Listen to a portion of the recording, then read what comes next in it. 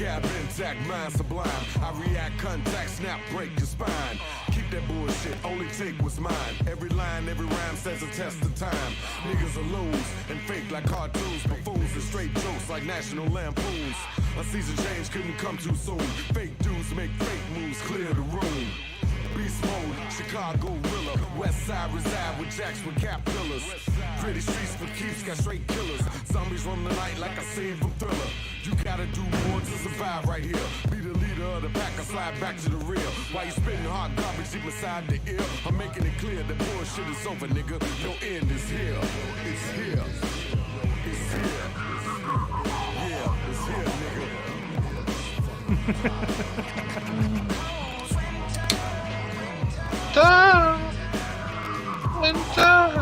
Did you open a beer? Is that a problem? No, it's that Thursday. just sounded nice. It's Thursday. It's 7 o'clock. I'm gonna have a beer. Yeah, I like that sound. I've been working all week. I'm gonna have one. Yeah, Melissa's bringing mine, and she's going to Estrella Negra.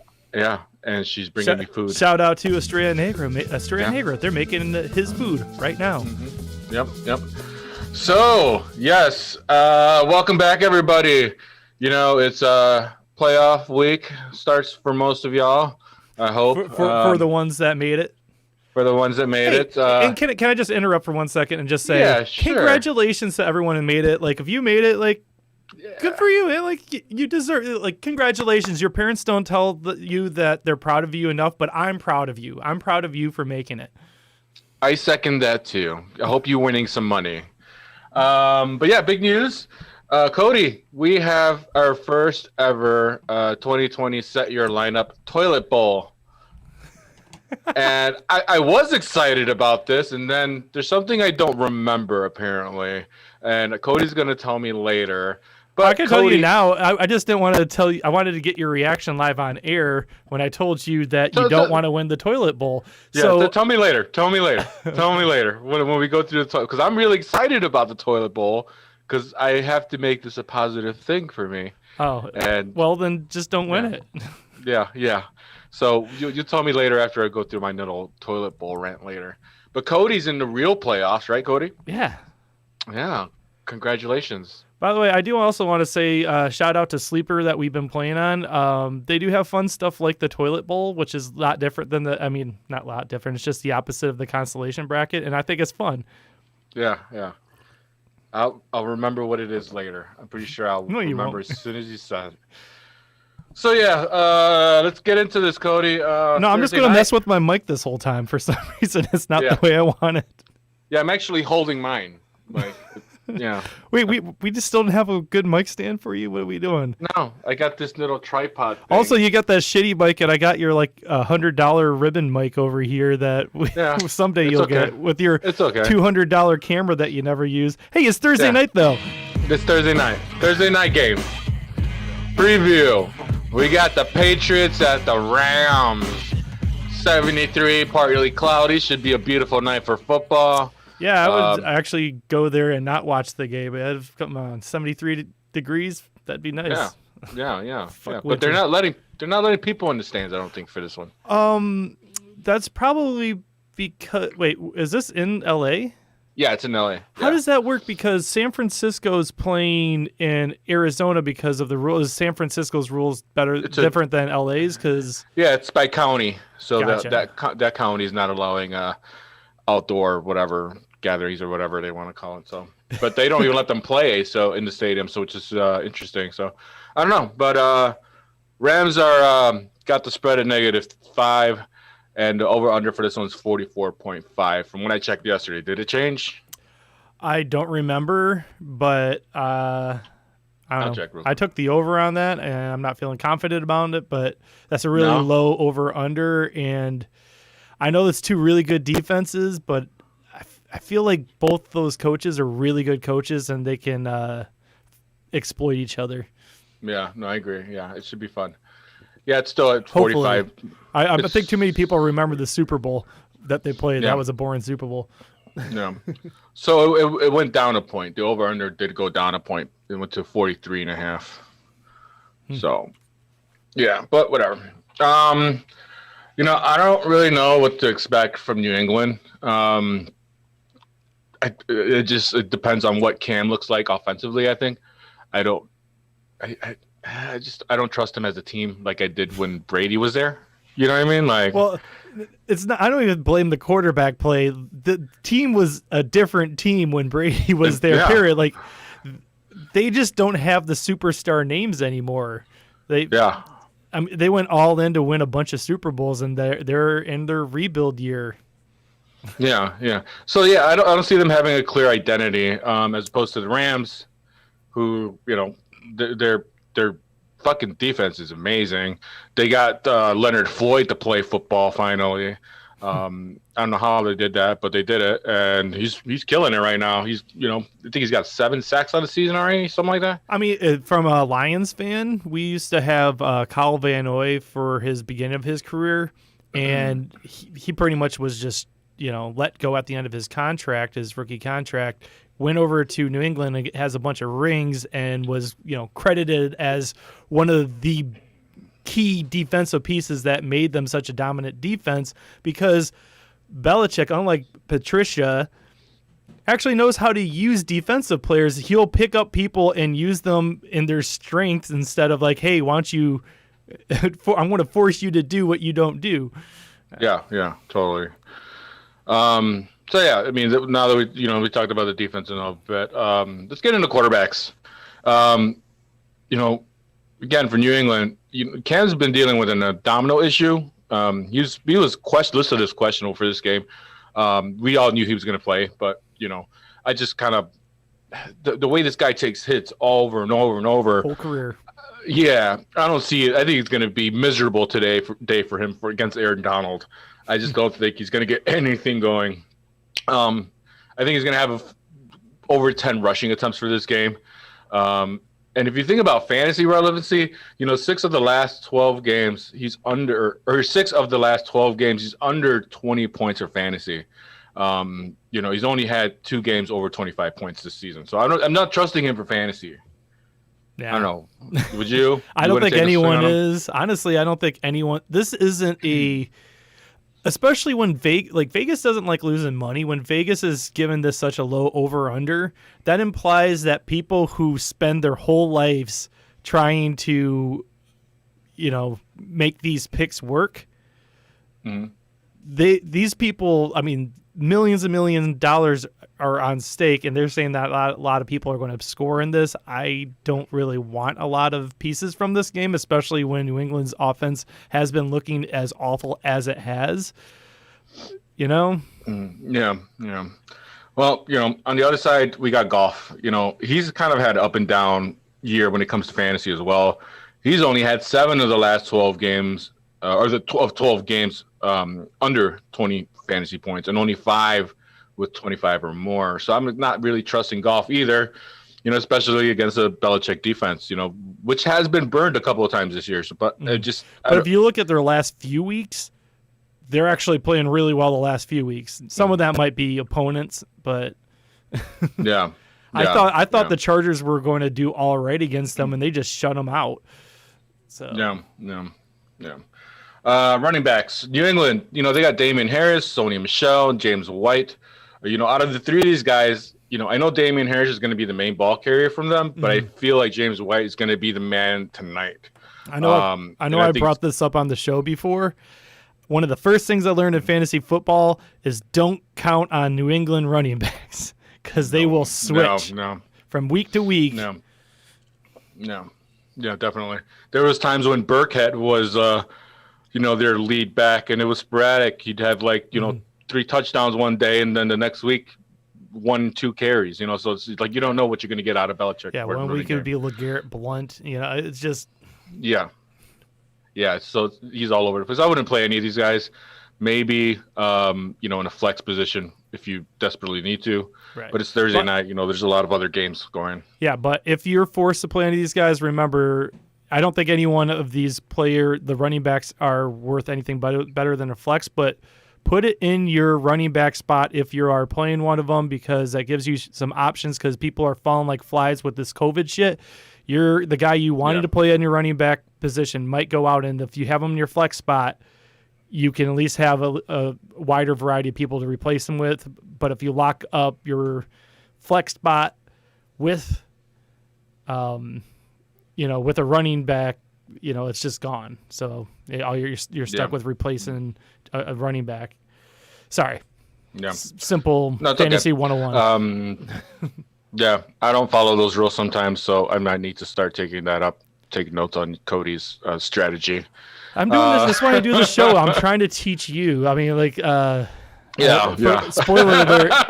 Spoiler alert. I've made the playoffs in every single league I'm doing, including the one I'm kind of co-managing for Kristen. So, yeah, me. Go me. Yeah. Thank you. Anyways, the Rams, they have Cam Akers, Darrell Henderson, and Malcolm Brown. Brown has been getting many opportunities as of late since week 8.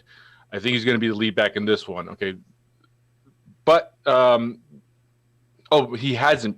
I can't even read my own notes right now. Brown hasn't been getting a lot of carries. Actually, it's been going heavily to Akers lately. Yes. Malcolm Brown's kind of been forgotten. Yeah. So, I wouldn't play any of these guys either. I just don't trust them. So, I don't know. We'll see what happens. Receiving-wise, oh, my gosh. New England has a bunch of shit going on with their guys. They don't really have anybody starting worthy. Do you? I mean, outside of Edelman, who's not even playing. He's out for the season. I mean, how many throws does Cam even do a game? I'm actually going to look that up real quick. I think he only threw it 10 times last week he threw. Oh no, that's completion. Wait, that's attempts. He threw 19 times, 18 times. Okay, so week 11 he actually threw 40 times. But when you're throwing under 20 times a game, because Baltimore game was 17 times, that's you gotta spread that out between your receivers. That's just not giving a lot of opportunities for catches. And we're talking shit about how bad he's been this season. These are, excuse me. This is his yardage. This is Cam Newton's yardage the last few weeks. 69, 89. We're skipping the Houston game because that's 365. Good job. 118, had a 174, 98. Now you're splitting that up between your receivers. No one's going to have a start-worthy game, so we got 5 minutes left before kickoff. You just don't play a New England person. Just trust me on it. You're better off not playing anybody from this game entirely. I don't know. I feel like the Rams. Honestly, the 3 main receivers for the Rams at any point, they can go off. Yeah. I like Kupp.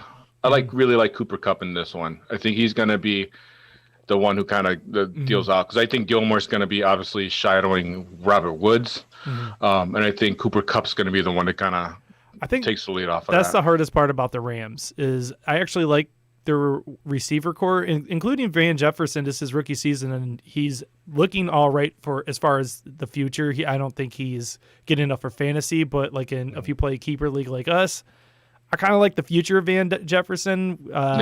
Once he gets a couple more routes, gets implemented into their offense a little more. I like him as a player, but not enough yet. But remember him for next season. Yeah. So, another note in there, Tyler Higby, he could be an option tonight too. But again, he's not a true number 1 in fantasy. He's ranked 18th out of all of them starting. So yeah. And honestly, he's not even there's I'm trying to remember the other guy's name now. Gerald Everett. There's games Gerald Everett goes off for 2 touchdowns and stuff. And I had Higby earlier this season when he had the 3 touchdown game, and then I dropped him because he doesn't do shit after that. Yeah. So don't start anyone. I think it should be a good game though. Yeah. So you got the 28th ranked New England defense and the Rams number 4th ranked defense. I would play the Rams defense in this game if I, had them. I think I would start them, especially with the way Cam's playing. So. So you know what dumb move I did in our 8-team COVID league? What? So I have a week 1 bye. I didn't really think about that. Last week I was looking ahead and I was like, okay, cool. Let's pick up some defenses. That would be good. I actually have the Rams defenses and the Seattle defense, which are 2 of the best defenses for this week, and I'm on bye. And it's well, that was some good planning on my part. You got 2 of awesome defense is just ready to go. That's pretty funny, actually. Good job, Cody.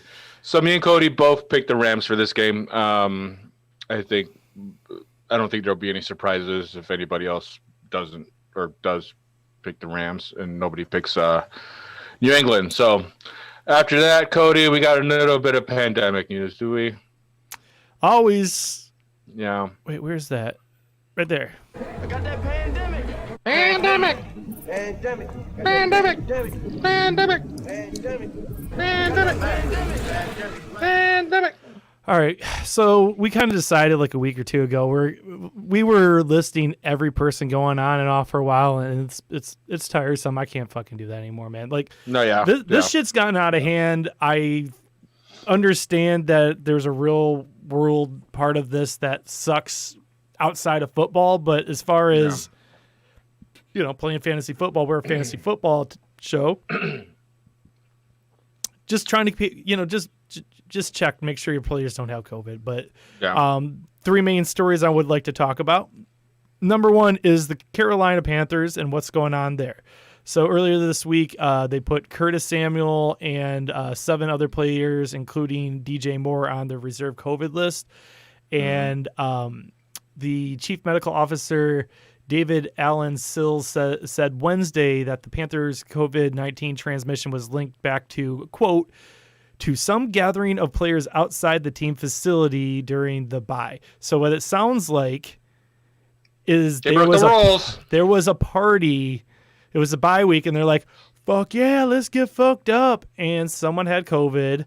And the way that this goes with the agreement, the Players Association agreement, we don't know how many of these people have COVID, how many of them are just contract tracing. There's actually a chance that one or all of them can come back for this game because it was declared long enough ago, but it sounds not likely.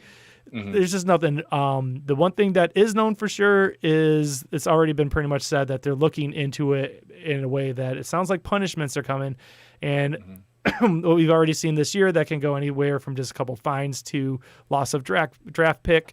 So, sorry, Carolina, maybe... You think they had strippers? Dude, they're football players. Of course they had strippers. All right. Carolina, get it on.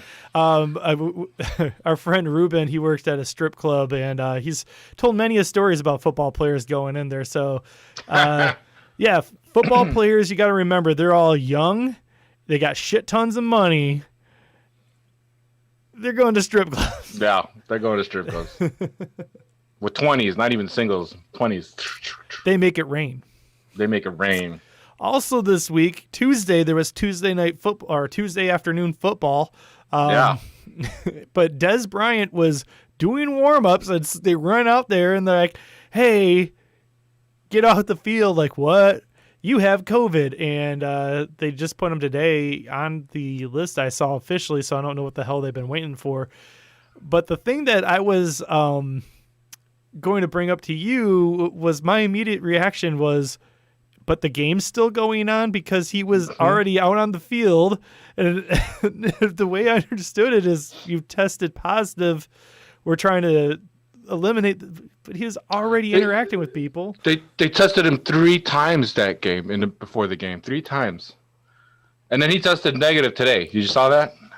Oh, did he? No, I missed that part. Yeah, he tested negatives again today. Yeah. He was like, I don't know what the fuck is going on. Well, he also, did you want to do his quote? Oh, yeah. He when he was told to leave the field, when he got home or when he got back in the locker room or whatever, he was quoted on tweeted, yeah, I'm going to go ahead and call it quits for the rest of the season. I can't deal with this. He also tweeted something about like wine and Coke and like that. Like he was. He's an odd fellow. Yeah. He's a very odd fellow. Whatever. Yeah. Mm-hmm. Anyways, Ravens have had a bad time lately. During that Thanksgiving week, that the reason why they bumped everything, they had a total of 23 positive cases. It sounds like everything's settling down and people are coming back and all that shit. But damn, Ravens, wear a mask. Yeah, I wouldn't be surprised if they had another outbreak soon after that shit. That was a lot of motherfucking cases. Yeah. Yeah, but speaking of cases, a Bears player tested positive now. As of the show, I haven't heard who it is. Have you? Nope, still haven't. But 3 practice squad players did earlier in the week, which they limit exposure between the practice squad and regular teams. So theoretically, that should be fine. But they shut down practice this morning. It resumed in the afternoon. Theoretically, they're fine, but it's something to watch. Yeah. I always get nervous when I see any COVID news and shutting down facilities. Especially the way that their offense played last week for fantasy. I know there's a lot of people going into their playoffs, and it's like, I can finally start Montgomery. Like, yeah, let's like you're ready to go, and then all of a sudden, last second, they bumped the game, and you were supposed to put in Montgomery, and he's locked in your spot or something. Yeah, no, for real. This year, I'm telling you, it's killing me. Yeah, I know. It's a rough year for fantasy. It's interesting. You know, I'm just like, fuck it. I'm done with the pandemic. I got that pandemic. Seriously, the pandemic is just like I understand where everyone's getting like they're just over it because we've been dealing with it for so long, and it's just like it's irritating, but it's like it's still going on. Whatever. It's affecting things. Like I've been editing. I'm going to do a quick plug for my show Reboots and Dragons, where right now we're releasing Reboots and Dragons everywhere you can listen to podcasts. Listen to it. It's great. But I'm editing the show we recorded last December, and you can hear it in our voices. Everyone was happier back last December. Like, it is so weird, where it's just like we're laughing and joking. 7 people in the small room that I'm in right now. It's a really, really small room, the Something Street Studios here. It's about 10 by 10. Yeah, it's not a big room. But we were just laughing, making jokes. It was a great time. And, like, every time I'm doing all this pandemic stuff, I'm just reminded of just, like, oh, crap, man, how far we've come. Yeah. Oh, I didn't notice the game started. All right, yeah, 0-0. Higby's already got a catch, apparently. Yep. All right, cool. All right, write some news? Let's do some news. I'm going to breeze through this real quick. All right, New Orleans, Drew Brees. He is not expected to practice this week at all. He's looking like a Week 15 comeback. Taysom Hill? Taysom Hill. He proved he can do it. The Giants, Daniel Jones, he's expected to play. Seattle, Greg Olsen, he's looking to come back before the end of the season. I don't know why. He's old. He's probably going to die. I think he already has a gig lined up in like announcing or something. Yeah, totally. Tampa Bay, Chris Godwin, he did not participate yesterday, but he did practice full today. He had pins in his fingers removed. So that's interesting. He was able to practice in full, but he might be a full go for this weekend. Mike Evans, however, did not participate today. He's got a hamstring issue, and they're being very cautious. Minnesota, Alexander Madison was sidelined on Wednesdays and today's practice. He had an appendectomy. Can I say something real quick? I'm sorry. I just, while you're doing that, I'm kind of peeking over at the game. This Akers run right here is on replay for me. I totally sat Akers in both leagues that I have him in. Like, I just didn't feel like playing him. Sorry, that was a 35-yard run. Yep, there One you go. carry, 35 yards. That's 3.5 points anywhere you play. Yeah. Minnesota's tight ends are probably going to be out. Rudolph and Irv Smith, so don't play any of them. Arizona has a problem with Blair Fitzgerald. Oh, no, he's fine. He's back. Kenyon Drake is the one who has an issue, a hip issue, and he was limited today at Thursday's walkthrough. They wasn't even a full practice. DeAndre Hopkins, he has a neck and back. He's probably still going to play, but he was sidelined today during practice as well. Detroit, Kenny Golladay didn't practice. Not sounding good. Yeah, not sounding good again. DeAndre Swift, he was limited yesterday. Do you know anything about him today? He was limited today, too. It's sounding good. The concussion stuff, why do you have COVID next to his name? I don't know. Oh, because he had COVID the week prior. No, he had an illness. It wasn't COVID related. Oh, well, that's COVID to me. Every time someone gets sick, you put COVID next to the name. No, it's COVID. I don't know what's up with COVID. Swift. It's COVID. So you don't know what's up with Swift? All right, cool. Rumor is that he hasn't been well. Yeah. But he sounds like he's getting better. Right? Monitor it. He might play this week. Yeah.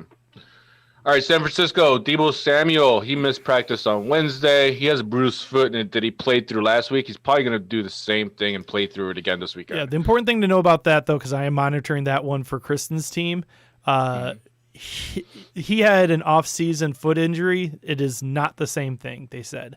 So It's not like a re-injury. George Kittle, he's not quite ready to return to game. He's still rehabbing from his broken foot. And Jimmy Garoppolo, apparently he needs more time for his high ankle sprain. I think that was a bad pickup for San Francisco. I think they spent a lot of money on a guy who's never going to play. I don't remember how much they paid him, to be honest with you. I don't remember either, but I remember it being a big number for somebody who only started one season.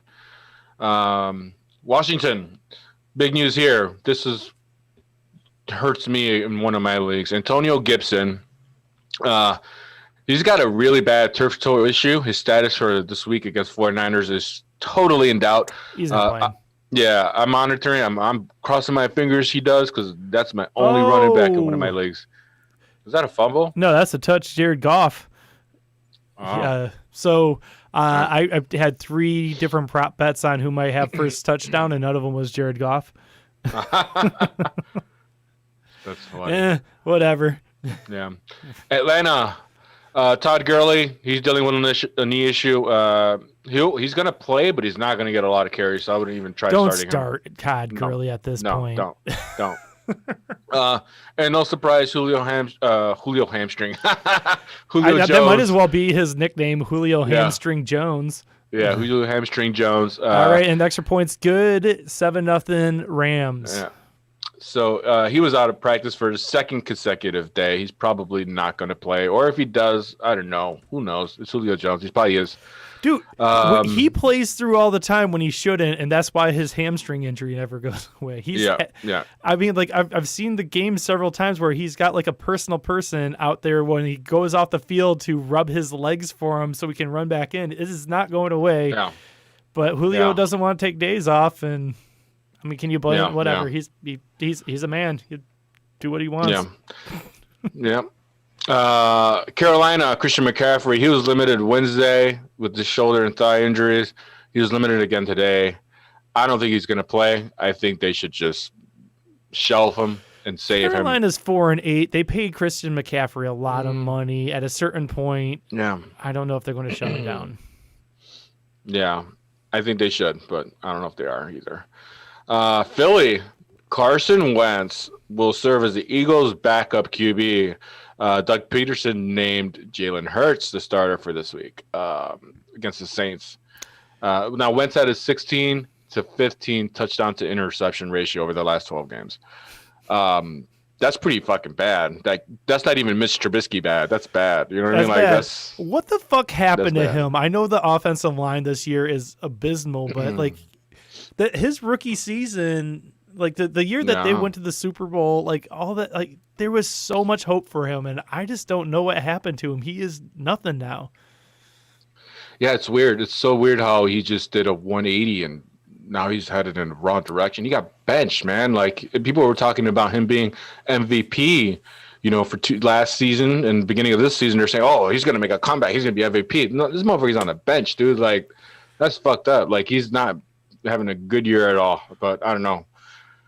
I hope they Bears don't try to fucking trade for him, trade Foles for Wentz. That'd be fucking hilarious. I mean, we're going to have a long conversation in the offseason about all of that. But yeah, I have a feeling Carson Wentz is going to be on a team next year, but in a backup capacity. Yeah. I mean, I don't know. But the cornerback Darius Slay for Philly, he suffered didn't suffer a major injury, so he should be playing. So that's good for them, for their team. As a Lions fan, he's been injured a lot over the years, and he always tries to play through it. Dallas, man, if you got Zeke, you're feeling this. All-pro guard Zach Martin, he was placed on short-term IR with a calf injury. It's another hit to Zeke and his running game, man. Like he's just not going to be able to do anything. One of the best guards in football, so yeah. And you know, Zeke, you know, he was limited. He has a calf issue. He was limited today through the walkthrough. So I'm assuming they're going to limit him and his carries this weekend as well, just because of that. Because I don't see them doing anything with their run game. Excuse me. But now we move into the AFC. Kansas City. Tyreek Hill, he did not practice. Non-COVID related illness, which means it's COVID, right, Cody? I got that pandemic. Yeah, he's got that pandemic. I still feel like they're not lying about the COVID shit. As someone who's had COVID, I feel like it's noticeable. I know some people are asymptomatic, but it's like they're not going to risk the rest of their team. So, like, there's already been several football players who've had it that have said it kicked their asses. I mean, most of these guys are in very, very good shape without pre-existing conditions, so they'll probably be all right. But it's like you're not going to risk the rest of your season just because one Tyreek Hill does not have COVID. No, whatever. I was going to bet you $1, but whatever. I'll bet you $1. No, I'm not. Don't do that. I don't even know what we're up to now. I mean, like $3. $3. I feel like it's more.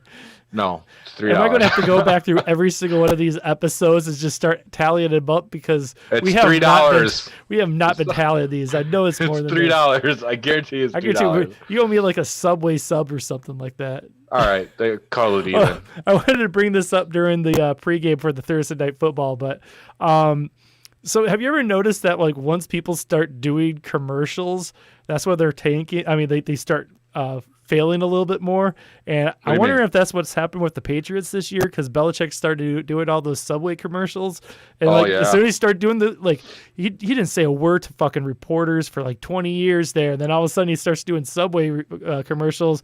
And here they are, 6-6.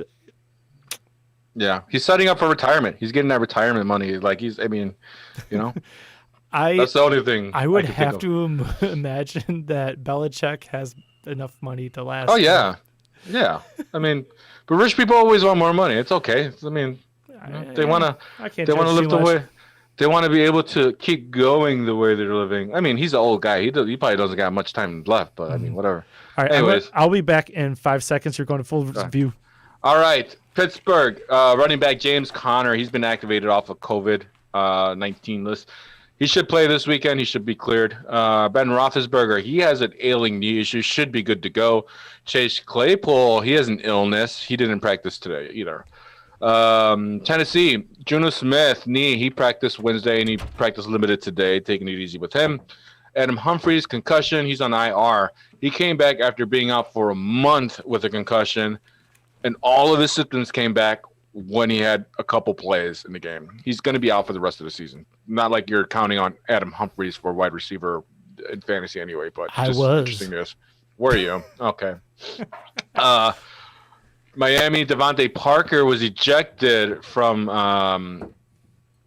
a fight that he had between the two teams. Who was it? Who were they playing against? Shit, I didn't write. Why didn't I write that down? Anyways, whatever. As of right now, it doesn't sound like it. They usually suspend people by now. Yeah, so I thought he would be, but I don't know. We'll see.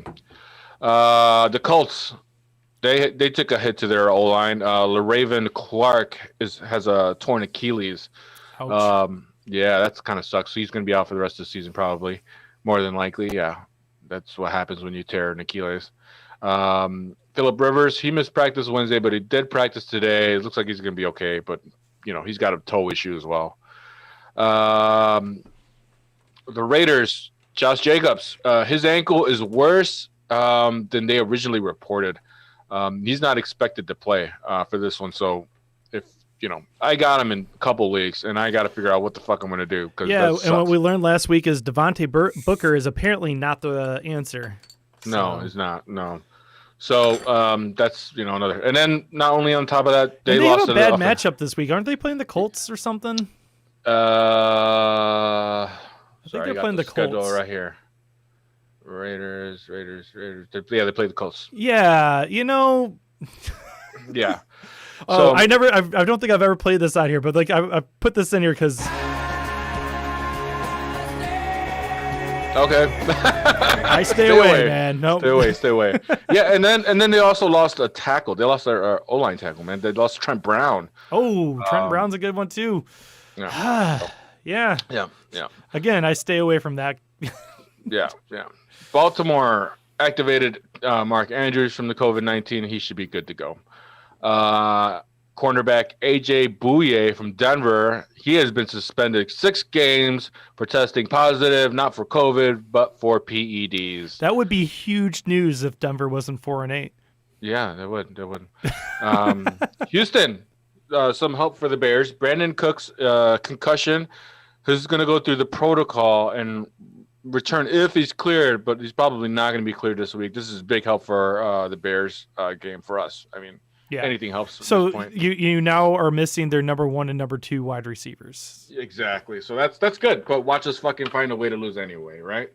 I mean, we'll definitely get into that more after all this fantasy news. Oh yeah. The LA Chargers, Justin Jackson has been designated to return from IR, but Austin Eckler still looks pretty damn good, so I don't think Justin's going to be much relevancy going forward. I also kind of feel like his spot had been usurped by what's his fucking name? The other kid, the the guy that was on the practice squad. I forget his name too, but yeah. Kalen Ballage. Kalen Ballage, yeah. Cincinnati, Joe Mixon, he will not play this week. They also lost a tackle. A lot of offensive linemen going out. Jonah Williams is on IR now with a knee injury. I really should have played Cam Akers. He's getting all the carries. Yeah, he's 5 for 64 right now, man. Damn. AJ Green will likely move on from the Bengals after the season. Something we've been. I think we started talking about that. He might retire. He should. He's always getting hurt. I mean, he hasn't been the same since he came back from all those injuries. Yeah. And the Jets, oh my gosh, they fired the wrong guy and let the defensive coordinator, Greg Williams, go. But I looked more into that because I was like, what the fuck's up with that? Because when I got that thing, it was just like, they fire coach, like, oh shit, is it finally the Gase firing? No. Gase said that was like inexcusable, and Gase said that he's the one who fired Greg Williams. It wasn't the organization. So wow. Yeah, that guy's a piece of shit. I have to think that they're only keeping Gase there because they're going for that. They're taking for what's his name? Trevor whatever. Trevor Lawrence. Yeah. That guy. Taking for Trevor? Yeah, that's what people say. Yeah. Sense. Fuck that guy. Frank Gore sustained a concussion, and he has quickly been rolled out. He is another guy that needs to retire already. Like he needs to. Oh, there's Robert Woods. Yeah. So the way I've seen it, we're only halfway through the first quarter right now, but the Rams are moving on them. It's looking a little one-sided here. Mm-hmm. I mean, Woods was wide open. He just kind of laid back on that route, and man, that was wide open. Yep. So far, it looks like it's all fucking Akers, though. Goff's got that touchdown, but looks good. I'll play Akers next week. Yep, there you go. Cody, we got safe bets, buddy. I gotta get faster on this. It's okay. We got the game. We're not used to watching the game. Oh no, it's actually kind of nice to have a game again. Yeah, it's been a couple of weeks in a row. We didn't have a game. Yeah. So safe bets. I lost my bets last week. I lost one of my bets miserably. I actually picked the Chargers to beat New England last week, and the Chargers lost 45-0. They got shut out. That fucked me up. That killed me. I started Justin Herbert, and it fucked me up on all my leagues. The thing is, I love the way Herbert had been playing up to that game, and then for whatever, Belichick just knows how to get to people, and they just they shut him down. And I honestly thought the Chargers are going to figure it out a little bit, and this might be where they turn their season around. But no, I think I don't know. Like, there's even rumors they might fire the coach and all this. Like, he's on the hot seat. Yeah. This week. But I did get the only win out of the safe bets this week with the Bears Lions over under on 44. There was 64 points on there. Thank you. That's what I was talking about. It's like, no, man, this is going to have a lot more points than people give it credit for.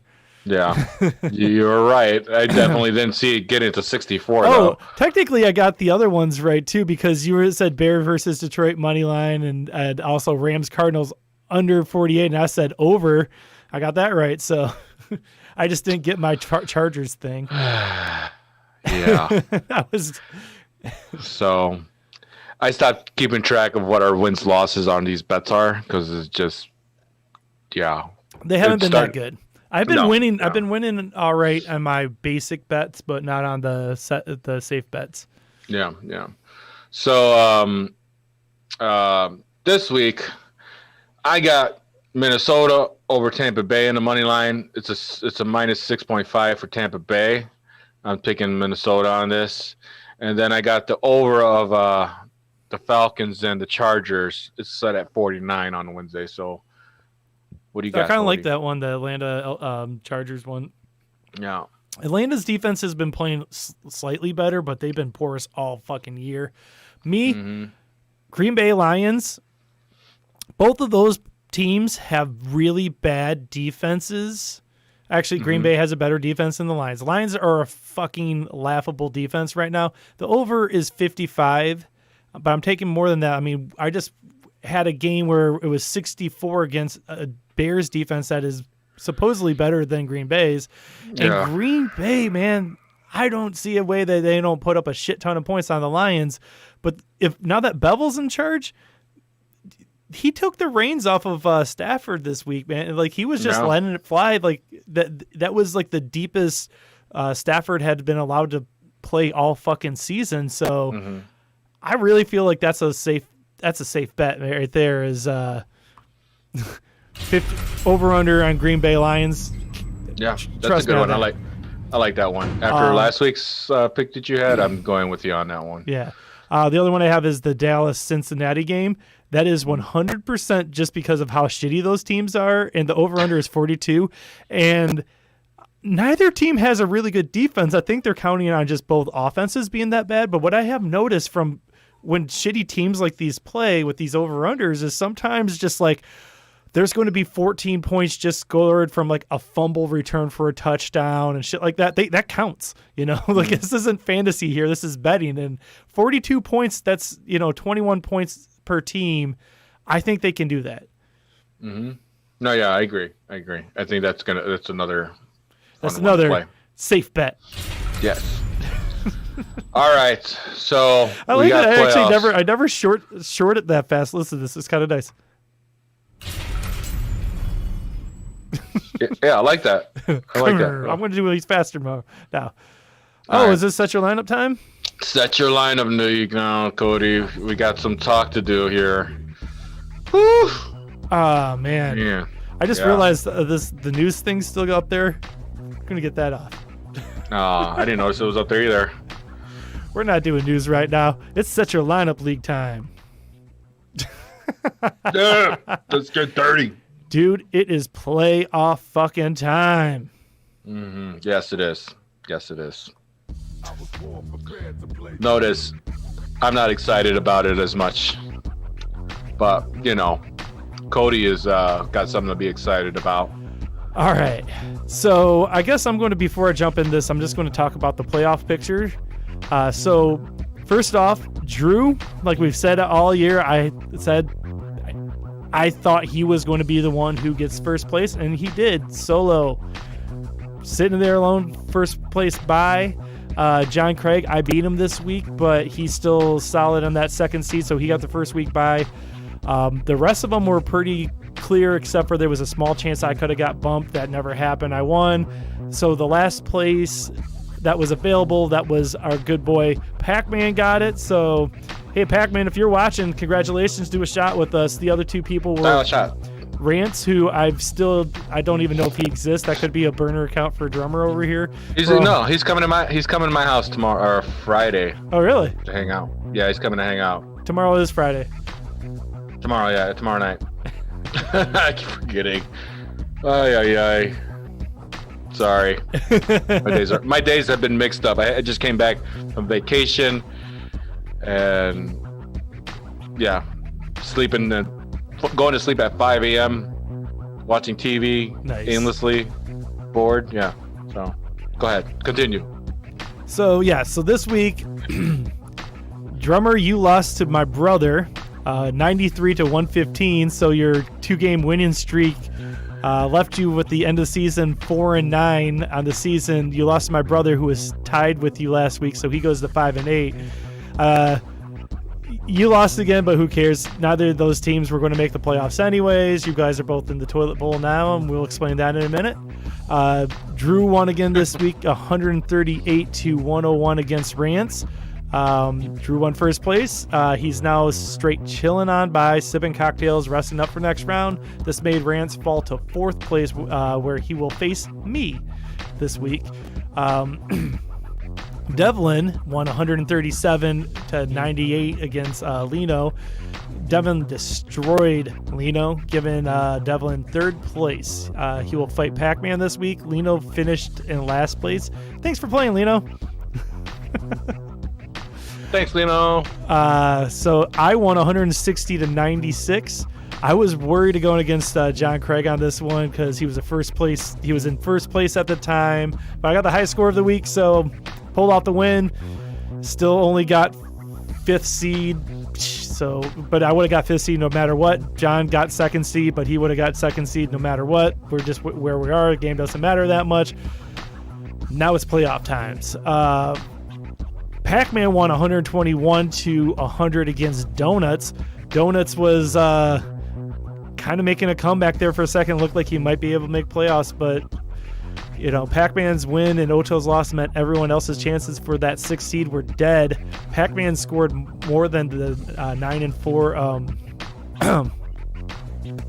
I'm sorry. I guess I didn't realize what I wrote there, but Pac-Man's end of season total score is higher than 3rd seed Mike Devlin's. So I'm glad he got in because he has, he has scored enough points. He, just had some bad luck. So congratulations again, Pac-Man. Yeah. Call in shots. Call in shots. And finally, Adam beat Oto 134 to 89. Adam almost made a comeback into the playoffs, but a little too late. If he had played anyone in the flex other than Herndon all those early weeks, but every week I was like, he's playing Chris Herndon again. 0 points every fucking week. He would have made the playoffs. He was like close games. Yeah. But Adam did knock Oto out of the playoffs, so call Estrella Negra now and tell him you feel sorry for his loss while ordering Chicago's best Mexican food. That's Estrella Negra. Estrella Negra. Chicago's best Mexican food in the opinion of the renowned gringo taco connoisseur Cody Johnson. That was great. That was a good way of putting that gringo connoisseur. That's fucking great. Yeah, my wife's actually picking up food from there right now, so I'll have a live action shot. Oh, she's at Estrella Negra at Western and Fullerton right now picking up empanadas. For me. And some of his Dose beers. Those are really good. I like them. Yeah, it's still early enough. You can totally order some Estrella Negra right now. And I think they have a deal on empanadas tonight. Some kind of like you get a tray of them and they're all cheap and shit. Yep. Yeah. Yep. Look on my Facebook or somebody's Facebook page. You'll find an ad there somewhere. Or go to Estrella Negra. Estrella Negra. They were bragging. They were bragging that their website now has all their daily specials on there. Yeah. There you go. That's a fuck Grubhub. Go straight to them. Yeah. Honestly, we should say that like right now it's more important than ever support any kind of local business that's open at all. But don't go through all these delivery services if you want these places to exist. They are just taking advantage of these, companies. And I know that Grubhub's people need to eat too, but yeah. I'm sorry, man. Like, I just don't like the policy of how much goes to them. Yeah, no, I feel you. So I don't know, Cody. Can I talk about why I was excited about the toilet bowl before you let me down? Yeah, let's go. Go ahead. Okay. Do you want me to talk about the playoffs at all, or we don't care about playoffs? You can go ahead. You kind of went through it a little bit, but you want to talk more your playoffs? Go ahead, because I don't know. I guess I don't know really what I was going to say about it. Okay, playoffs. So all right, so toilet bowl. Okay, I got excited about this, and apparently I forgot something, but I wrote some trash talk here. Now I'm not as excited to say any of it, but I'm going to say it anyway, and then Cody's going to tell me what I forgot. All right, so I got the bye this week in the toilet bowl, and then so does Boogie Nights, and then it's Adam and your brother, and then Estrella and Donuts.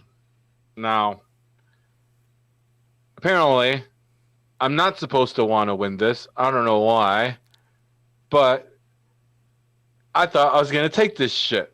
Can you figure it out on your own, like by the way I've been giving you clues this whole time, or no? You've been giving me clues? I didn't even know you've been giving me clues. So look at the winner on the graphic there where it says King last place. Yeah. That's because you don't move on from winning. What do you mean? Loser moves on. You are in second to last place. Loser moves on. Yeah, that's why you have a bye, is because you were had such a low standings, so you automatically move on. And okay, well that kind of takes the fun out of it. Fucking A. All right, well whatever. I'm not even going to say the stuff that I want to say anymore. You want to set your lineup and win so you don't have last place, because last place is official last place. That is funny. Oh my gosh. So it's backwards. Did I really just ruin your day?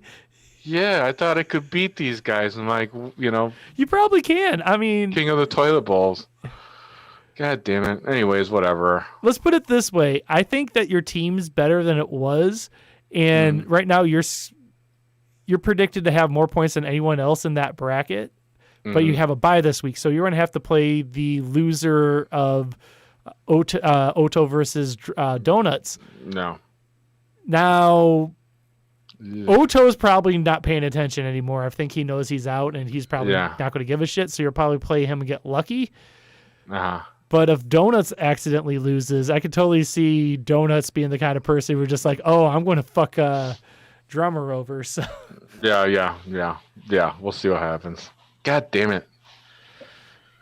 Anyways, so Cody, outside of that, I was looking at some stuff on on Fantasy Pros and stuff like that, and I inserted our league just for shits and giggles to see because they had a power rankings for your own league, and I inserted our whole league in there.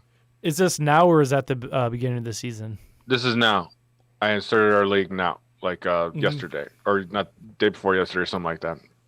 And it ranks them, 1 to 12, and you were actually ranked number 1. You had 100 score, and Rance had a 95. And then, I think the one that I was most surprised at, because I've given it so much credit, is Drew's team is 6th. Yeah. And he's been destroying people all year. So yeah, I know, it was weird. So I don't know how to take this, but I thought it was interesting. I was ranked 5th, which kind of pissed me off because you actually, if you look at total points scored, you score a decent amount. You're a very inconsistent team. Yeah, I know. Yeah. Yeah. It's stupid. Yeah, but if you look at mine, the way they rank it is exactly what I expect. The biggest one I was surprised by was my kicker. Like, what's wrong with my fucking kicker? Like, I think I have Darren Carlson or something like that. I think he was the third. I think third on the season right now. Hold on, I'm looking up. Yeah, Dan Carlson is the third kicker on the season, and I have the worst kicker in their opinion. Like, how the fuck do you figure? I have the third best, but I have really good tight ends, really good flex, because my wide receivers that are my flex are, good enough to be wide receiver ones. My running backs, though, I'm very weak on running back, but that's part of the reason why I'm been trying to get shit off the waivers. And if Akers keeps playing like he's been playing tonight, I think I might be fine going into next week if I can just win this week, because we're having to get one week at a time, right? Yeah, totally. I feel you, buddy. So yeah, I just threw that in there. I thought it was cool. Was there anyone else's team you thought was interesting, or? No, I hate everybody's team right now. I hate everybody's team, but I just thought it was cool to see the rankings and like power rankings, like you would see the NFL, you know, power rankings. It's how it list our power rankings. So you wanted to talk about about the waivers that we did this week in the official Set Your Lineup League? A little bit. Yeah. I mean, you know, it's playoff time. You just, I don't know if your league's lock at all where you can't pick up anybody, but ours isn't. Like, you can still hit the waiver wire and make some moves. I would not want to play in a league that locks the waiver wire. People get injured. Yeah. That's fucked up. Yeah, I know there is leagues that do that, but this is some waiver wire talk. Somebody you might be able to stash, you know, like Cody's done. He picked up Kiki Kuti for $10, and there was 2 bids on him. The other one was $4, and Cody bid 10, so he really wanted him, which is a good pickup, you know, for playoff riding. You know, he's playing against the Bears. Almost as much keep away as it was pickup, because again, my depth at wide receiver is sick. My team right now, I have so many big names, but it's not as good because of injuries, because Michael Thomas even has a question mark next to his name right now. But I have Michael Thomas, Tyler Lockett, Darren Waller, who's I know my tight end, but he might as well be a wide receiver, Julio Jones. Then chilling on IR, I still got Kenny Galladay. So the fact that I picked up Kiki Kuti to go with my Mike Williams and Alan Lazard on my bench, I'm fine on wide receiver. It's just my running backs is what I've been worried about. Yeah. So, I like that pick. You know, he has 9 targets and 8 receptions in his last game, 141 yards. That's a pretty good game. You know, you'd like to see a touchdown in there somewhere, but you know, he's projected at 6.73 against the Bears. I think that projection kind of holds strong because you got Kyle Fuller and Jalen Johnson aiming at him. But the way they've been playing the last couple of weeks, I just don't know if the Bears are going to get enough pressure to stop Deshaun Watson. And I think, you know. But the thing is, with if Kiki Kuti is the number one option on Houston now, I could totally see them shutting him down, double teaming him the whole game, and just like. Oh, yeah. No, I feel you. Cody, you also picked up Ty Johnson, the Jets running back. Another good pickup, and you spent 15 on him. I paid way too much for him, and I'm not even going to play him. No. I am very desperate for depth at running back. Yeah. I have a feeling the whole way through I am mostly going to play wide receivers in my flex spots. Mm-hmm. But if anything gets if anyone gets injured in my running back situation right now, I need someone. He's for the foreseeable future the Jets running back, and I don't like anyone on a shitty team to be my starting running back. I'm almost embarrassed to have a Jet on my team. Yeah, but I know that someone would ultimately pick him up, especially if he goes off this week or something like that. And I just need to have those options in case something happens, because I'm playing the long game. I'm here to win. So I need a depth because, again, I am really weak at running back right now. Though Cam Akers already has 10.5 points. So, yeah. 9 carries for 84 yards and 16 yards receiving. I probably should have started Cam Akers this week. Yep. That probably would have been a good idea. Next, Jordan Reed was picked up by Devlin. He spent $3 on that. That's actually not a bad pickup, I think. It's, I don't know. Jordan Reed. It's an emergency thing. Yeah, he's about where everyone is at his level, where he could catch a touchdown. He could not. I don't know. I don't have a lot of faith in Jordan Reed, but I can also see him winning you a week too, because it's Jordan Reed and he does that. Although I don't like him against Washington. Washington's defense has been playing pretty stud right now, so John Craig picked up Cordell Patterson. Now, Patterson has been picked up and dropped all season. Almost every week. Yeah, almost every week. But it seems the Bears are giving him a lot more opportunities. I feel like every week someone's like, "Oh, Cordell Patterson just got dropped." Yeah. Well, I've had him a couple of times this season, I think. And last week he had a real good game. He had 10 carries, for 59 yards, and he had a touchdown, and he's still getting targeted in the receiving. So, yeah. Can I point out one that's not on here? Sure. Devlin paid $7 to pick up. I dropped Zach Moss. I cannot express how happy I am that he did that, because if you look at Zach Moss's stats, he only had 3 carries last week. He's like, since week 9, the highest amount of points he's scored is 7.8. He's not really getting utilized, and well, he keeps fucking himself over. Yeah, he fumbles the ball. That's why he only got 3 carries. All I'm saying is, if Devlin can just start him against me, yeah, maybe you get a nice help there. Some other notable picks that you can pick up if you need them just for backup or emergencies. Matthew Stafford, he's got nice matchups coming up. He's got Green Bay, and he's got Tampa Bay in Week 16. He's got a tough matchup against Tennessee in Week 15. But, Tennessee's defense actually hasn't been playing that well the last few weeks. Yeah. So this is a good schedule for him. 2 of these games are in Detroit. So, he's not coming that hot matters. Up. Yeah. He's coming up. Governor Whitmer does not allow people anywhere. Yeah. But, he's coming off a hot game against the Bears.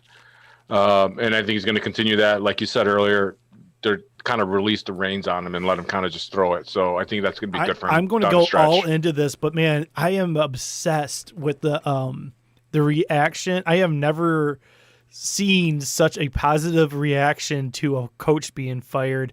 Something was wrong with Patricia. You feel it, right? Feel it. It's words. I mean, people are using the words. There's no one going to his defense. Usually people are like, I appreciate what he did for the team. He tried or something. People are just, they're shitting on his corpse. Yeah, it's bad. It's going to be hard for him to get a job anywhere else after this. Maybe back in New England, but I don't think he has this. Oh, interception. And it's a pick 6, it looks like. Almost. Get there. Cam Newton's out there. Up, good block. Cam Who's Newton 20? No, oh, that was Jalen Ramsey with the block. Yeah, that was Ramsey. Yeah, Aaron Donald was down there running with them too. Good. Congratulations, Kenny Young. But I like when you see someone like Ramsey, who's just a cocky asshole all the time. Yeah. But then he makes a play like that where it's just Ramsey didn't intercept it, but that block on Cam Newton, that was the only person who could have possibly stopped that pick 6. So I like that he doesn't just give up on the play because he's a millionaire. No, I love Ramsey. He's a cocky little asshole, but I love the way he plays. He's great. Yeah, it's good to just see him block like that. All right. Yeah. So Rams are totally manhandling them. So yeah, that's 17-0 beginning of the second. Ouch. And did I pick the over or the under on this game? Dude, this Ram defense has 18 fantasy points already. So that's good. Pick 6s will do that, man. Akers has 10.5 fantasy points already. Robert Woods is the leading receiver. Who would have thought this game would be so good for? We were wrong. This game was good for fantasy. Well, at least one running back, and the defense is good so far. Everything else is pretty okay. I mean, Jared Goff only has 7.88 points so far. And again, the leader is 10.5 Akers. Nobody else is even close to that. And your leading receiver is Robert Woods with 3.4. So, and the defense is the high scorer right now. But it's second quarter. Yeah.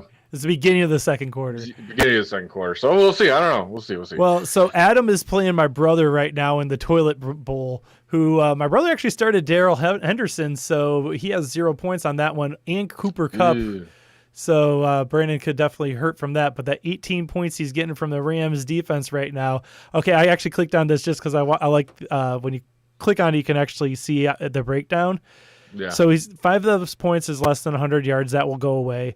5 of that points is from 0 points allowed. Theoretically, that will go away. But yeah, you get 2 points for the interception and 6 points for the defensive touchdown. That's not going away. That is. It's only going away if the Patriots start scoring points. I think that the Patriots are going I don't think they are. They're going to get a shutout. I'll bet you right now that there's points. I bet you they get a shutout. $1. What? $1? This is today's bet. It's $1. Patriots get shut out by Aaron Donald. I'm never getting this money anyways. Yeah, I pay you back. Come on. Eventually, if I remember, I think don't the play reason me like that. I think the reason you bet me, these dollar bets is because I don't care enough to look into it. Yeah. All right, back to waivers. Now I got a tight end on here, and work with me here. Like, give me a second. This tight end has become the clear number one over here in Chicago. Jimmy Graham has taken the back seat. I'm talking about Cole Did you really Kmet. think I was going to fight you on that, or? I don't know. Maybe. I don't know. But I watched. Jimmy Graham didn't get any targets. Yeah, Jimmy Graham didn't get any targets versus the Lions. I'm expecting big things from this kid. He's projected at 5.3 against Houston. They have a horrible defense. If I would start him this week, if you got him on your roster, put him in. I think he's going to snap against Houston, and I think he's going to. I pulled this up. Be lighting up the fantasy boards. So week 1 through week 10, he was either 0 to 2 targets a game. He had 7 targets last week. Yeah. His usage has gone up. I guess the bye was week 11, so it's kind of hard to really tell how sustainable that is. He is the future. Yeah. The biggest thing I would say for the future of his career is there's in keeper leagues, there's so many question marks about who's even going to be the quarterback next year. So he looks good. Yeah. I have no idea about the long-term implications of this because it's the playoffs now. You got 3 weeks left to play them. But if you're in a deep league and you have the spot for it, I can't think of a reason to argue against. He's got Houston, Minnesota, and Jacksonville. None of those are really tough matchups for tight ends. I can't argue. I have no argument I can have against him right now. So yeah, he's a good pickup if you need to plug in a tight end during this playoff season leagues, and you're not sure. Yeah, deep leagues. Yeah, Next, I got a wide receiver here who's had a quarterback change. Greg Ward, somebody we've been talking about on waivers for a little bit and deep sleepers and whatnot. He's in Philly. Now, Philly now has Jalen Hurts starting. He's a new starter there. Okay. Mm-hmm. This could be a good thing for Ward. They practice a lot together and they're supposedly buddies. So I think this could be a good thing for them. There's not really a whole lot there to throw to in Philly. They're going to be playing from behind a lot. They got New Orleans, they got Arizona, and they got Dallas. And I still think they'll be playing from behind with all 3 of those teams, including Dallas. But I think there's a lot of opportunities for Greg Ward there with Jalen Hurts there. They're going to be running the run option. I think it's going to be a different team once we see Hurts out there. He's only projected at 3.6 versus the Saints. This is a tough matchup, but I think they're going to be playing from so far behind that they're going to have a lot of garbage points. I think the only reason he's projected so low is he's buried underneath everyone's coming back now. We actually got a question from YouTube. Uh-huh. He's thinking between Ayuk and Crowder in a full PPR. I personally hate ever picking anyone from the Jets because the Jets offense sucks. I think Crowder will be fine this week against Seattle, but I think that you cannot argue with what Ayuk has been doing. Washington's defense is good, but Deebo Samuel came back, and Ayuk was still getting the targets, and Deebo Samuel is still messing with that foot. He was missing practice. I think that Ayuk is going to get used. I just can't argue against better offense, better coaching, better everything. Bad matchup. It's a worse matchup. But, Washington is bad matchup. But I'm also playing Seattle's defense this week because I think Seattle's defense is good enough to destroy the Jets because the Jets suck. So I always just go by talent and situation, and I just can't bet on the Jets. No, I'm with you. I like Ayuk. He does play against Washington. It's going to be tough. But, I trust San Francisco to get him the ball. Mullins, he looks at Ayuk a lot. This guy, he's got 9 targets last week. He had 14 week 10 against New Orleans, and he pulled out 16 20. So that's a good defense right there.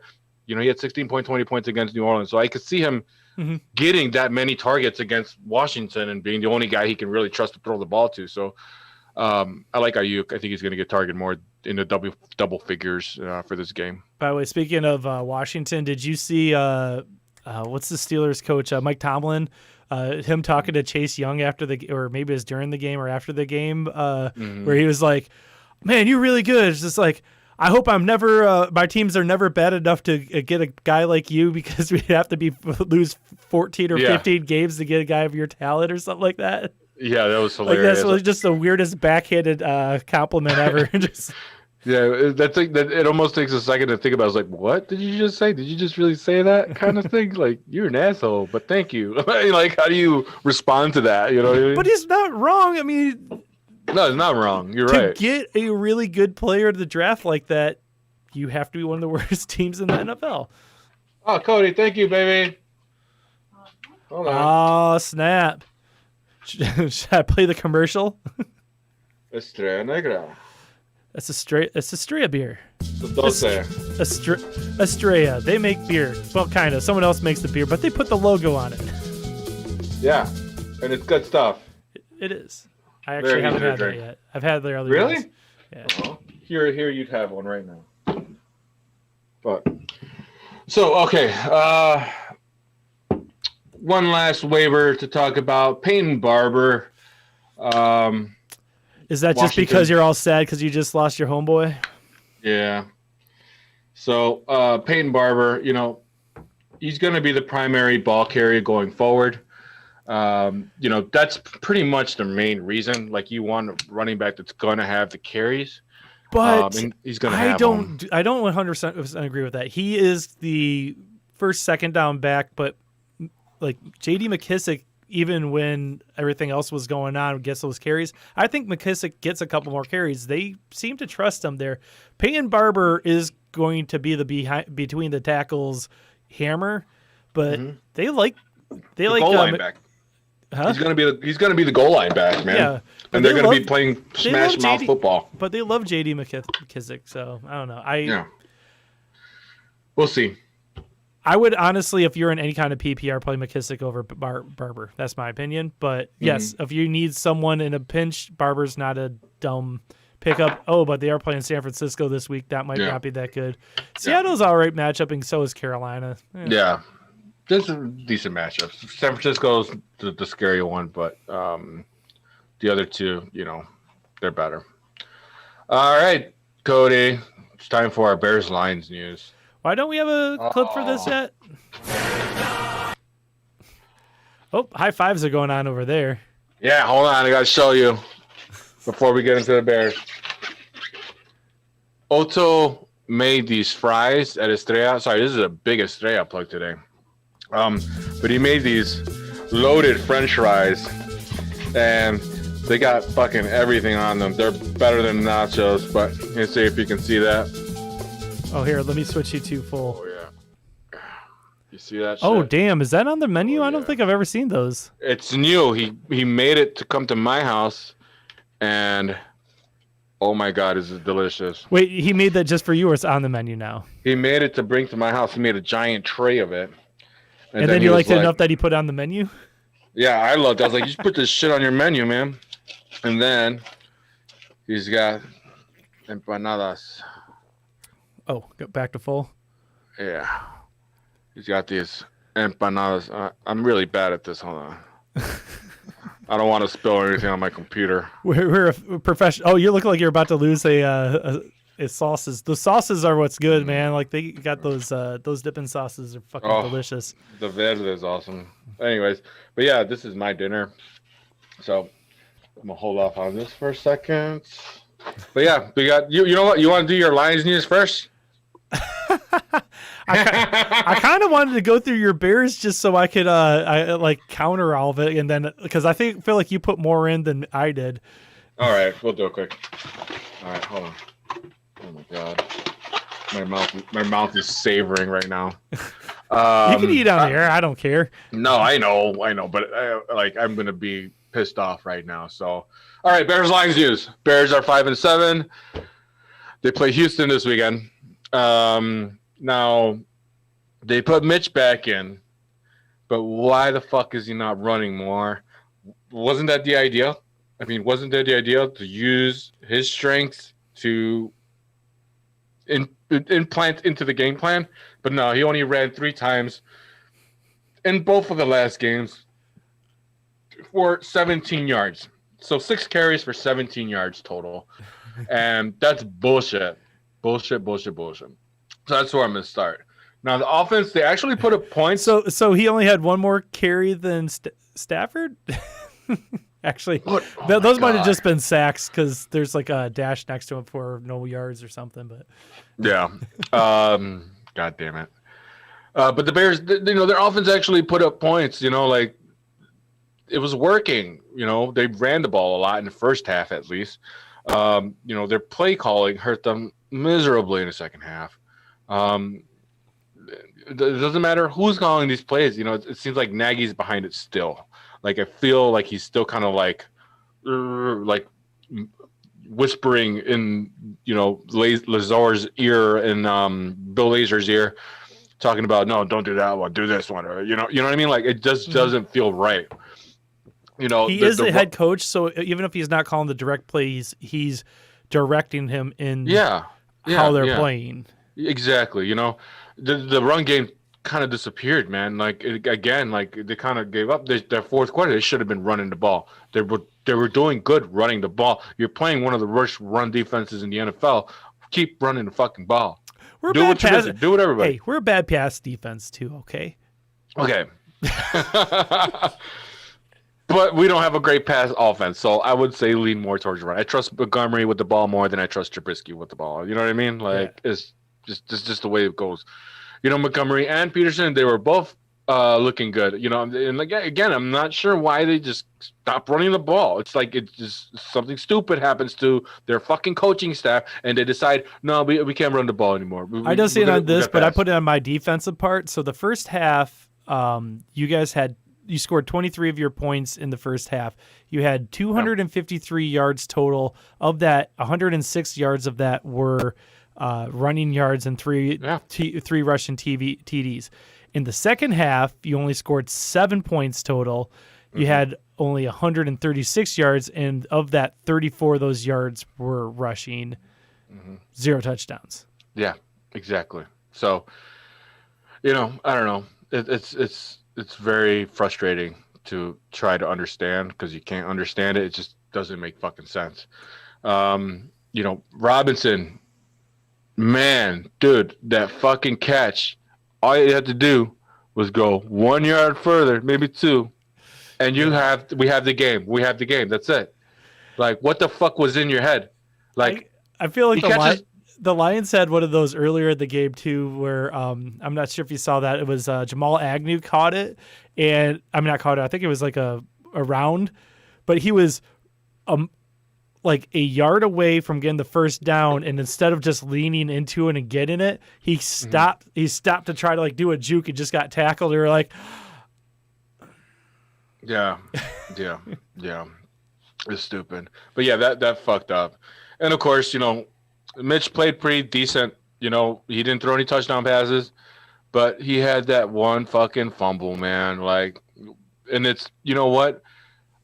Yeah, he's the one that fumbled it, but he should have never been put in that fucking position to fucking throw the ball and make that. You know what I mean? Like, he just shouldn't have. He did miss 4 open wide receivers during the game in the second half that were pretty stupid. The kid doesn't see the field. He just doesn't. He doesn't have it. And I'm going to admit it now, he doesn't have it. He's going to have good games where he can flash and all that stuff, but he's always going to miss wide open receivers. He just doesn't have the vision that you need to keep making it. I don't know. But I don't know. Pagano, defense, fuck, what the fuck, dude? He sucks major ass. Like, his mouth is fucking dripping brown goo. That's how bad he sucks ass. I honestly believe Max and Hicks are both still hurt. What the fuck was that?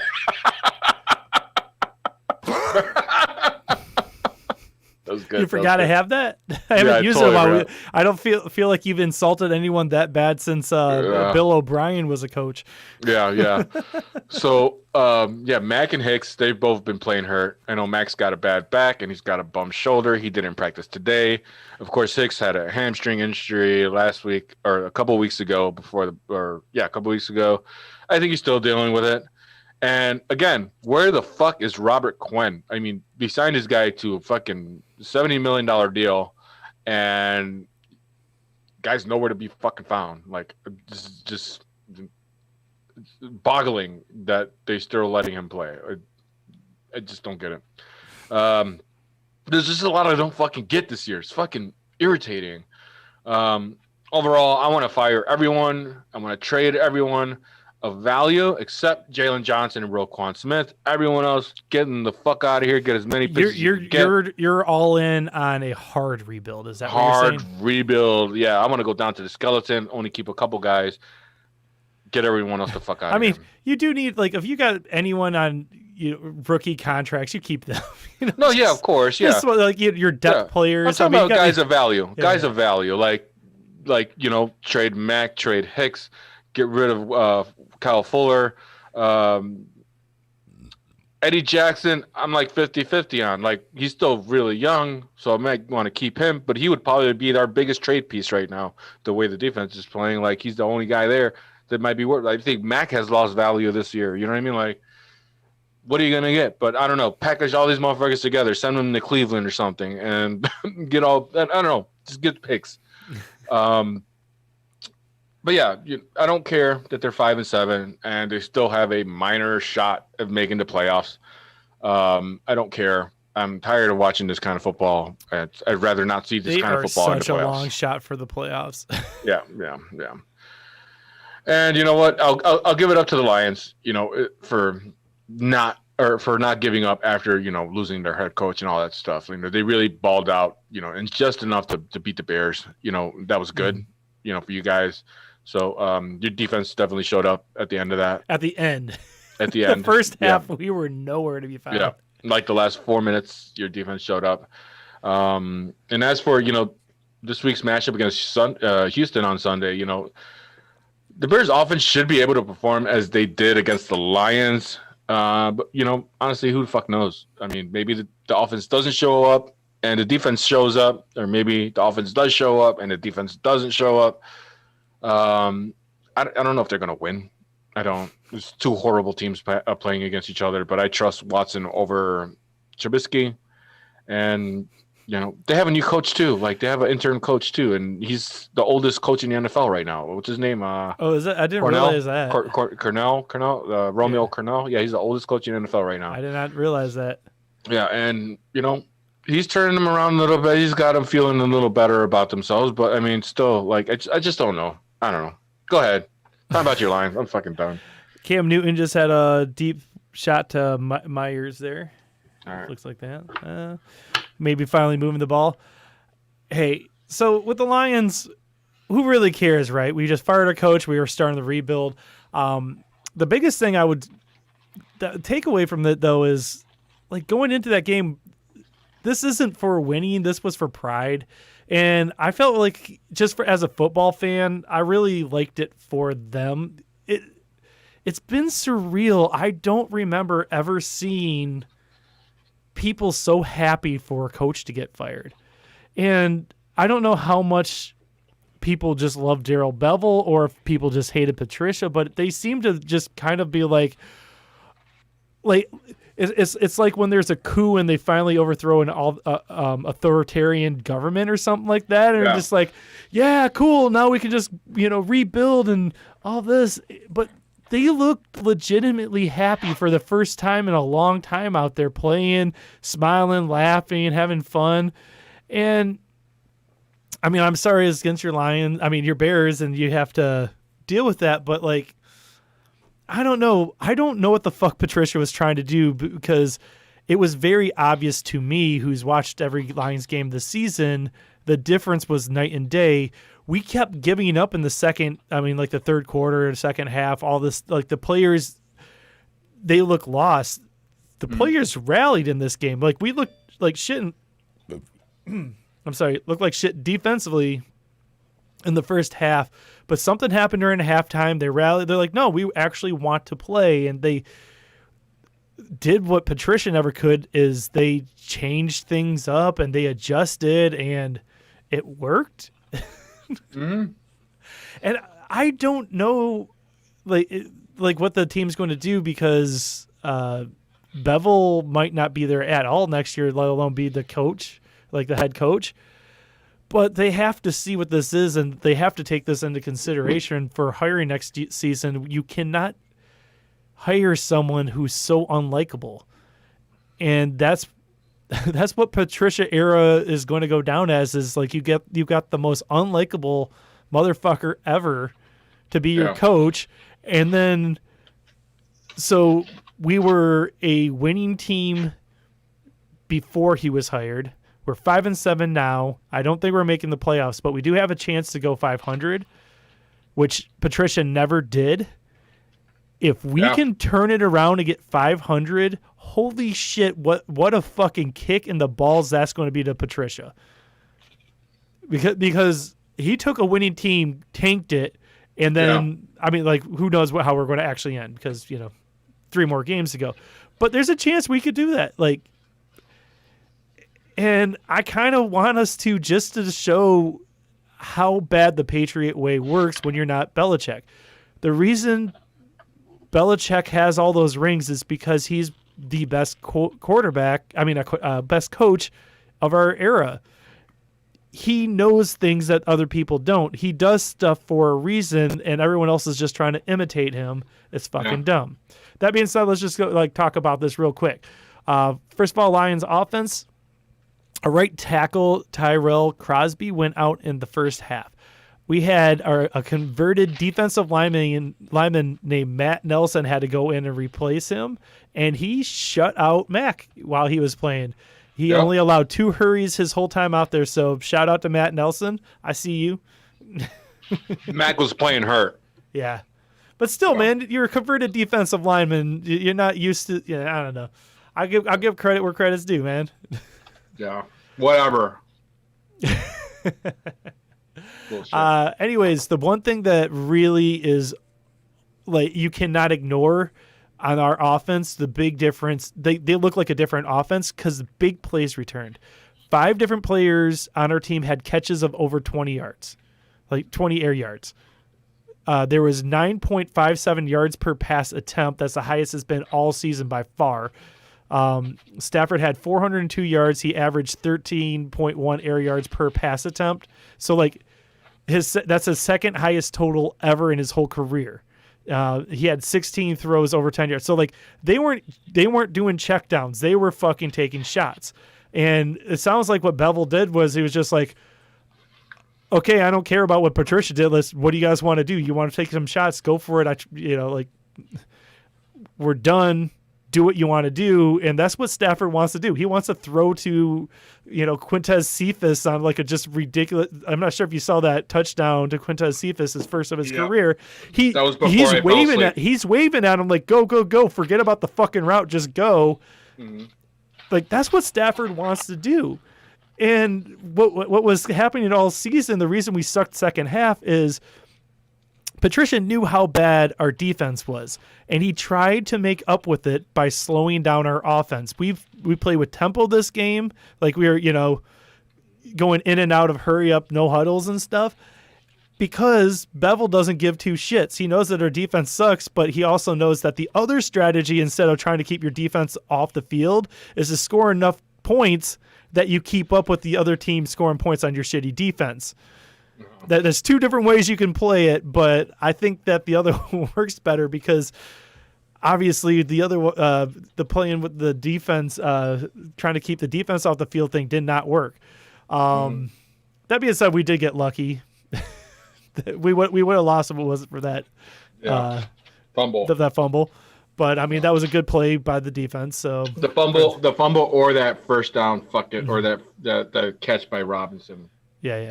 Also, that was the most points that the Lions have scored in Chicago since 1983. I'm not sure if you knew that. Yeah, I did. I heard that on the radio. Yeah. Also want to point out that for fantasy, Stafford had over twice the points Trubisky had. Shut up. Yeah, I lost bad this year, didn't I? Yeah, I lost so bad. I got to get a tattoo. I got to pay people, and I fucking got to avoid winning the toilet bowl. Yeah.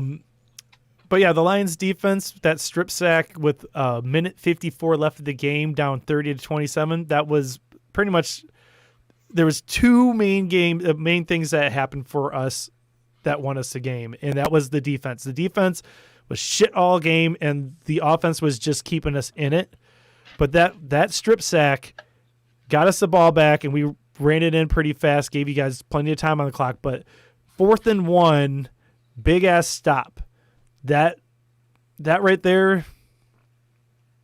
I mean, those two things, man. That was the defense. That's all that matters is the win at the end of the day. It doesn't matter how many fucking. That wasn't your defense. It was our offense not doing what they were supposed to fucking do. They're fucking played like idiots. The strip set. I mean, come on. Okwara. Yeah, that's it. Okwara. I can't talk. That strip sack, that was good, but like he's actually coming into his own. He was a undrafted player coming into the NFL, and like we picked him up, I think, off like the Giants practice squad years ago, and like we actually developed him. This year, so that game against the Bears, he had 4 tackles, 1 sack, 1 forced fumble, 1 blocked extra point, and 1 tackle for a loss. That brings him up to a total of 7 sacks this year, 15 QB hits, 2 forced fumbles, 8 tackles for a loss. Like for an undrafted player that like we just grabbed for nothing. Yeah, this kid sounds like he might have a future, man. Yeah, that's great production off of somebody you didn't expect to produce that much. That's great. Oh man, that shit was so good. Yeah, that shit's good. That's straight Negra. That shit's so good. I ate like half of it right now, and I still have half of it left. Man, oh, deliciousness. You're making me want some Estrella. Maybe next week. Also on special teams, I know we're sick of talking about special teams, but I thought it was funny that I was reading some of the after shit. Matt Prater was put in on kickoffs because they wanted to fuck with the kicks to make them not look normal, because they wanted to fuck with Patterson because they didn't want the ball in Patterson's hands. Interesting strategy. They know that if they kick it to him straight off, there's a chance he takes it somewhere. So they just were like, fuck it. We're going to put our field goal kicker in and see how it goes. He's been the only upside that we've had like consistently all year. Cordell Patterson, like on his returns, he's been solid. Yeah, I mean, just to settle this thing at the end though, is like overall the team actually looked like they were out there having fun, playing as a team, playing for each other, and whatever. I hope they just have fun for the rest of the year, because like that was a fun game for me to watch. It was like there was something the last few games when you watch it, you can tell that they hated life. You know?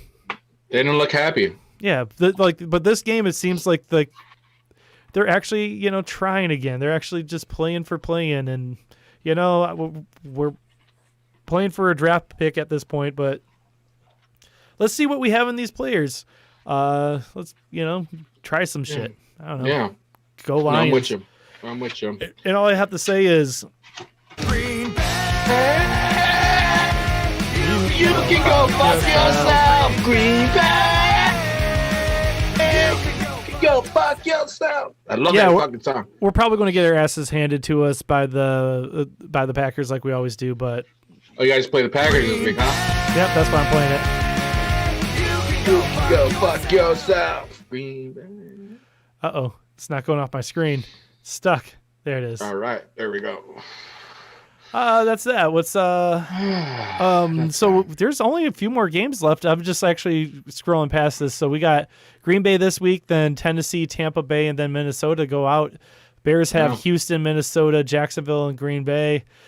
I'm actually very similar in the season. So I don't know, man. So let's just hope for some fun games. I think both teams are kind of almost out of it. I'm looking for positives at this point. I want to see some development out of young players. I don't. I want to see us lose all of our games. Can I actually tell you part of the reason why you might want to do this though is like I actually was reading a Bleacher Report article earlier today, which was interviewing a bunch of like insider like office people about like GM jobs, and right now the Lions are ranked 3 out of 4 of the open GM jobs out of desirability, and part of it is because the way that the team's been mismanaged. And if you mismanage your team too much, people don't want to come over. It's like, oh man, that's too much work. That's horrible. I guess. So if you can actually showcase some of your young talent a little bit, people are like, okay, these guys are all on rookie contracts. I could build around these pieces. You know what I mean? Yeah. I think our market, since we're such in a big market, Chicago, I think is just automatically already a very desirable job, no matter the situation. Yeah, it does. Then what's your excuse, huh? Then what's that? What? I mean, I'm saying fucking whoever comes in is going to want to bleach this team clean and get new ball players everywhere, coaches, everything. So, yeah. I mean, no matter what happens, this season, whether they win out or whatever, like, and miss the playoffs still, I still think it's going to be a rebuild season. It should be a rebuild season. I think it will be a rebuild. If you're scoring this bad this year, next year's not going to be better unless something amazing happens. Right. True that. Oh man. All right. So we have to scroll by it every week. I think that I am not getting a tattoo at this point. If Stafford gets injured this week, you have 4 weeks to make up 100 and it's like about 150 points, which is doable. Yeah. Good night. I love you. My son was saying good night. I love you, buddy. Good night, Riel. Cody says good night. You said good night. Good night. All right. So you have 4 weeks left. If you scored like say 35 points a week, baby. God damn it. I'm getting a tattoo, Cody, okay? I'm getting a tattoo. It's already been declared. You've been declared the winner unless I try to get a recount of all the points from all the games. Anyways, we have this upside down. Up downside.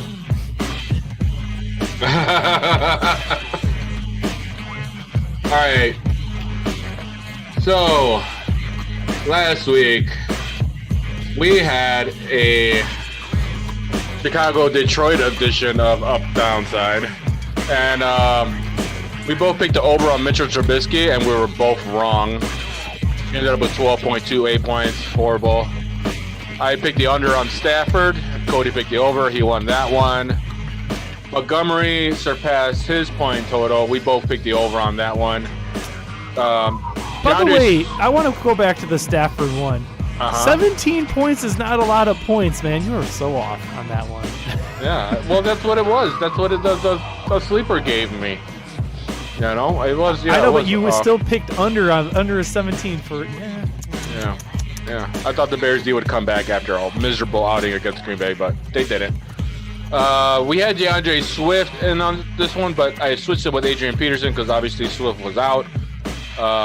We both picked over for Swift, but we take it as a win because Adrian Peterson is not as dynamic as Swift at this point in their career. Yeah.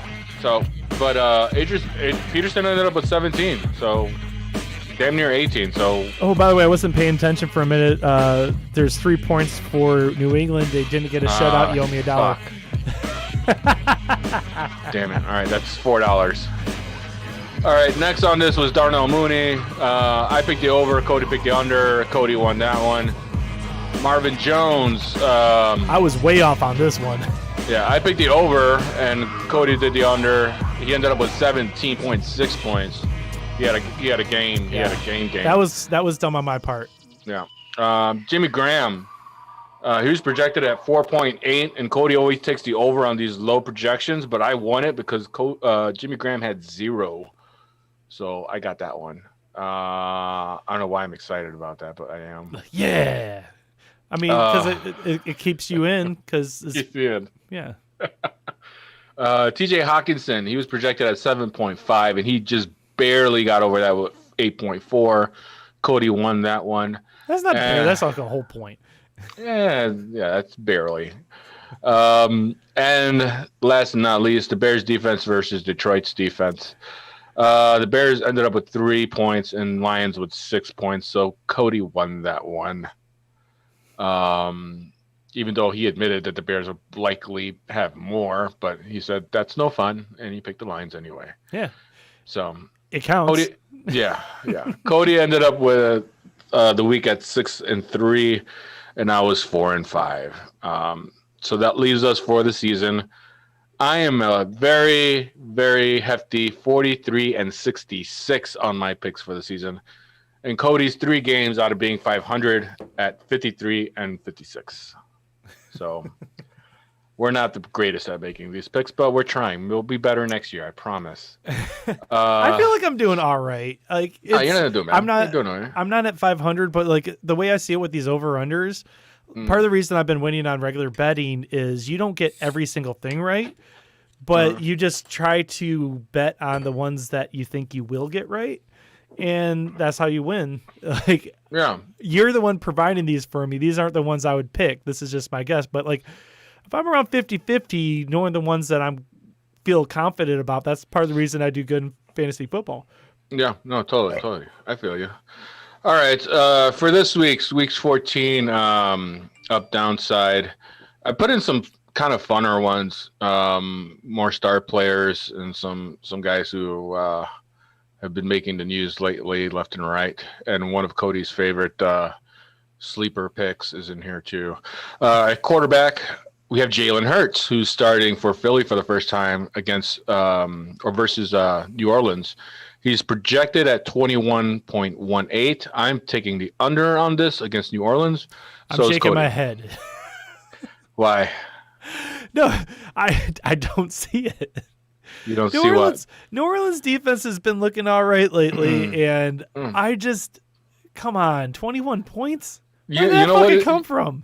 I know he runs a little bit, but you know what it is he hasn't played, so they don't know how to play him. The defense won't know how to play him. Like they're gonna play a run pass option, so it's different than Wentz. The problem with Philly is they got two things going with against each other. They have a horrible offensive line and actually really good targets. I like Goddard, and I like Rager, and I actually haven't even heard anything. Is Jeffrey's playing, right? Is he just not getting targets? I have no idea if he's playing or not. I stopped following Alshon Jeffrey altogether midway through the season, I think.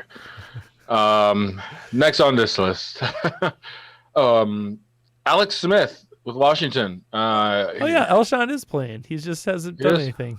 Yeah. Alex Smith. He got targeted 4 times week 12 and caught 2 of them. Well, that's Alshon Jeffrey for you.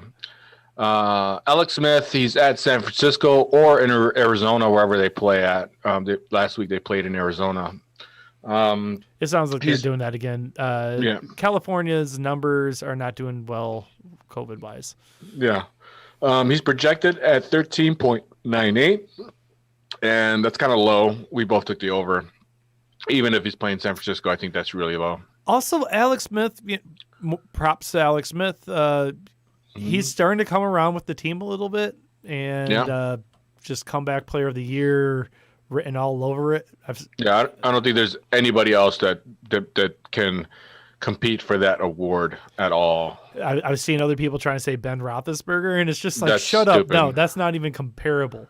No, when Alex Smith came back from, Alex Smith looked like he was going to lose his leg. Yeah. Have you seen the pictures of that? Yes, I have. It's disgusting. That's why Facebook? I'm like, oh my God. I'm giving Alex. The fact that he even played in the NFL again was a win, but to actually be looking like the best option that Washington's had in a long time, that's good. Yeah, that's very good. Yeah.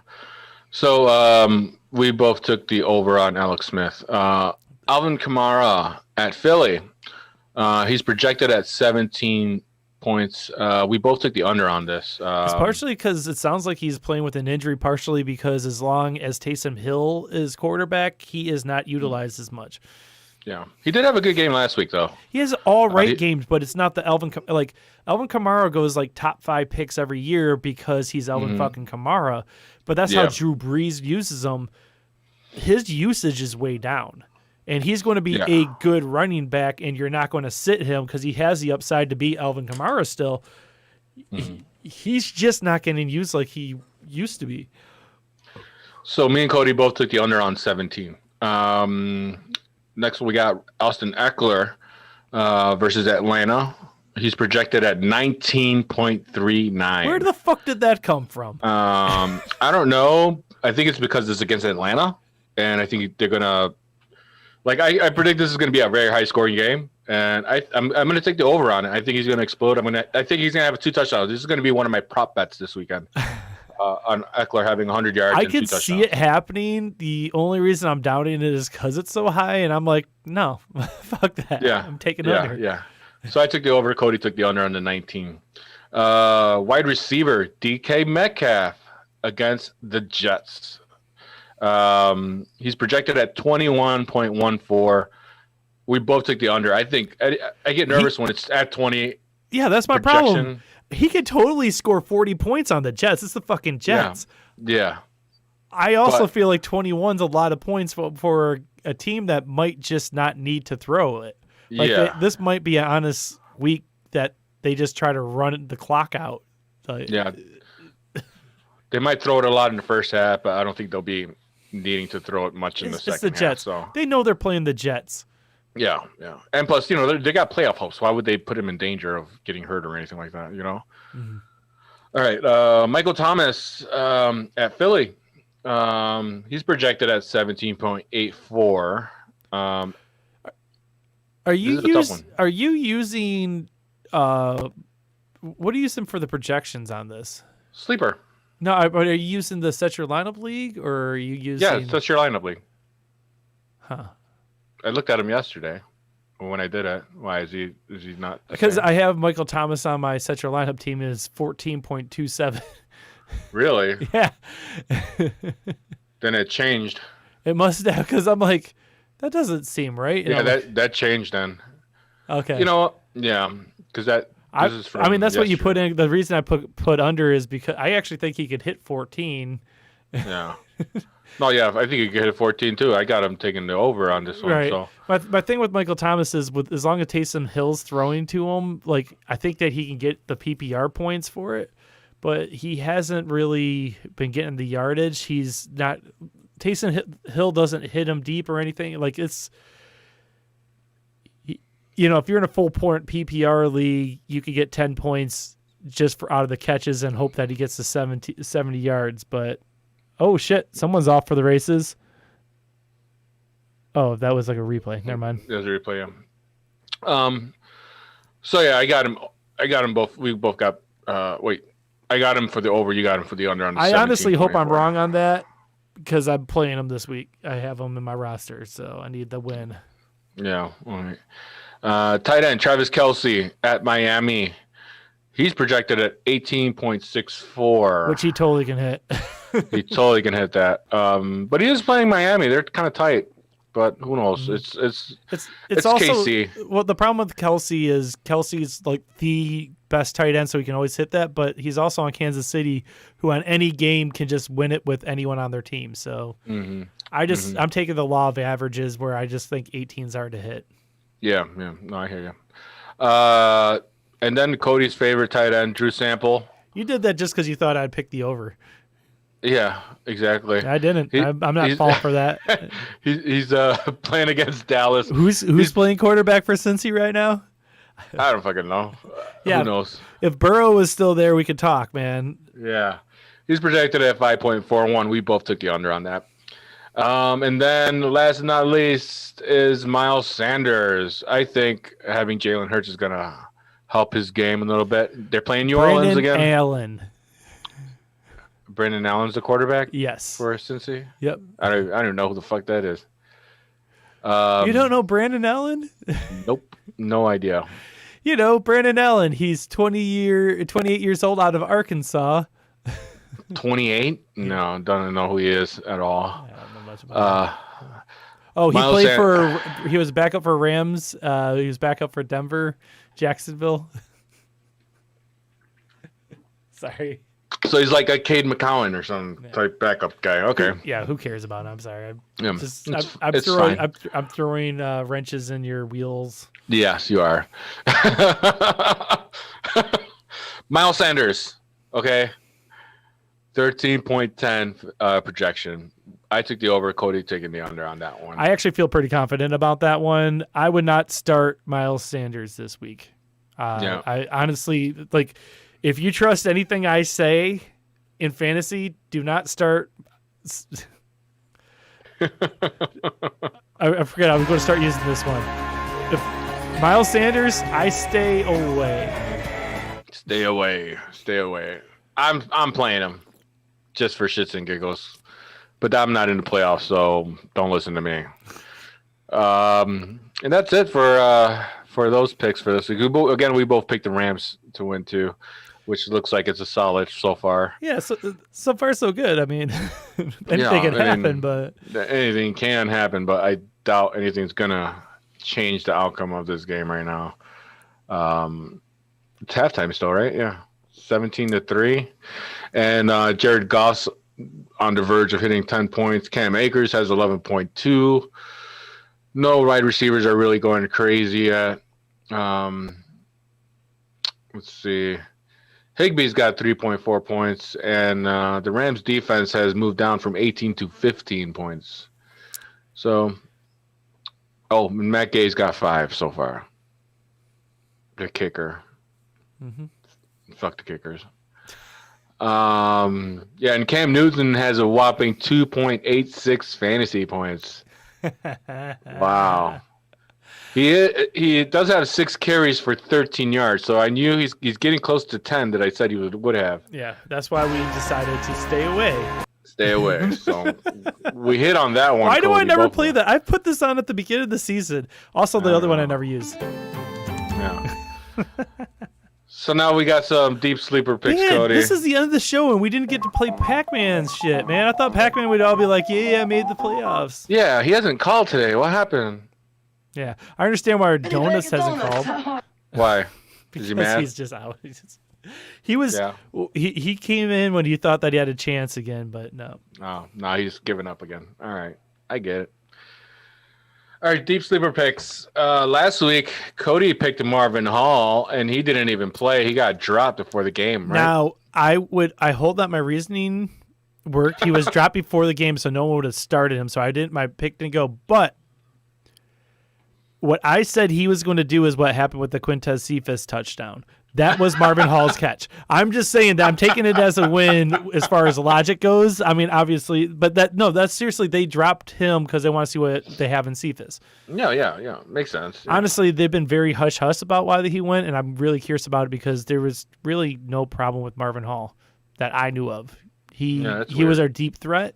He runs. He was the fastest guy outside of Jamal Agnew on the team, so it's like. It's kind of a surprise. Yeah, it caught me off guard. I obviously picked him last week. Yeah, it was like, why did they drop him? I just didn't understand. Especially with Golladay not healthy, you would think they'd, keep him. Well, what happened though is they picked up Mohamed Sanu, and I guess Mohamed Sanu has a better route tree. He's obviously not as fast. Yeah. So I guess they went for the versatility of a Sanu over the raw athletic prowess of Marvin Hall. Yeah.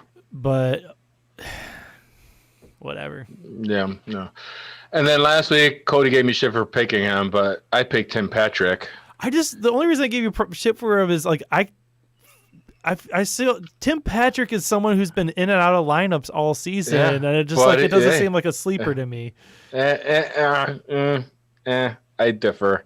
I think he is a sleeper, and he had 16.4 points last week. This is the first time I hit on my sleeper like this big. So the week that I was giving you shit because I didn't think it was a sleeper.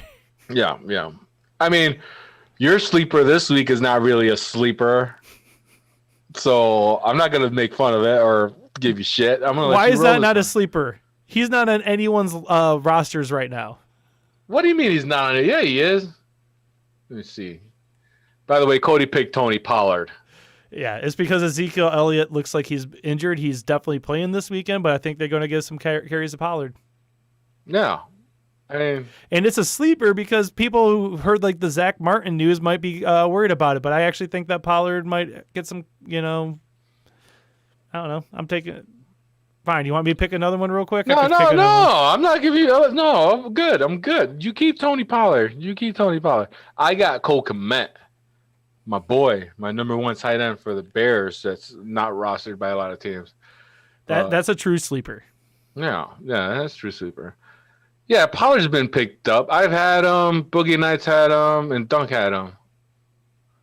He's been played. Well, that's probably just as a backup to Ezekiel Elliott. Yeah.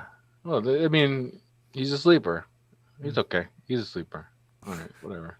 Again, I'll pick a different one if you want. No, I'm good, Papa. I'm good. It's good. I'm just going to put it available real quick. Hold on. Yeah. No, it's fine. It's fine, Cody. But I think I'm going to beat you this week, too, with Kmet. Probably, actually. Yeah. So, see, I guess that's the problem. Oh, I'm in the wrong one. I was in COVID year because it's like I'm looking at some of the people available in the 8-team league. The waiver wire is way too it's way too nice. It's good. Yeah. It's more forgiving. Yeah. Oh, you know who's available on waivers? Who? Tim Patrick.